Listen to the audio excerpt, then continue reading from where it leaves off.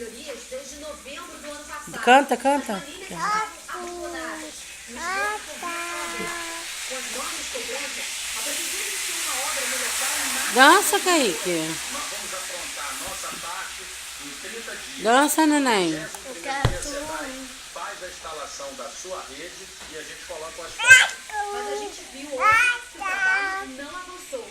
O carnê do IPTU chega sem atrasos.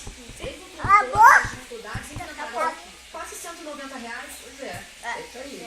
Porque tá muito apertado, né? Eu estou aposentado, minha esposa. Ele vai enfiar a mão dentro da tua língua, tá? As promessas que são feitas lá no gabinete da prefeitura não são cumpridas. Não são cumpridas. A boca que ele faz. A boca, a boca, a boca, a boca. A boca. Como a gente viu aí, a promessa que foi feita para ser cumprida em 30 dias, a gente tem um prazo aí só por 3 meses e os moradores ainda não estão com a rede de saneamento completa aqui no bairro. Eu estou falando do secretário municipal José Rogério. Acabou o doce. Olha lá, Kaique. Acabou. Ah! Boa tarde.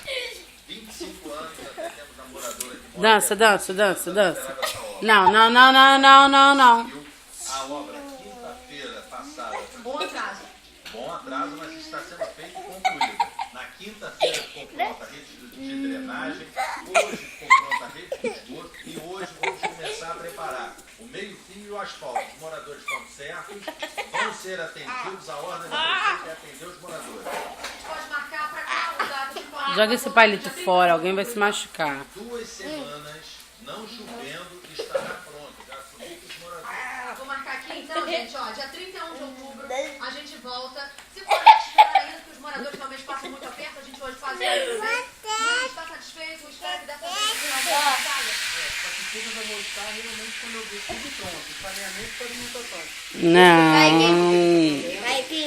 Tira que promete nada feito. Não, eu só quero. Depois que você dançar, eu te mostro. Eu quero. Não, não bate aí não, fica feio. Secretário, Maria Não Maria. terminou lá, não, Gabi? Obrigada, seu Eu quero. Faz de novo.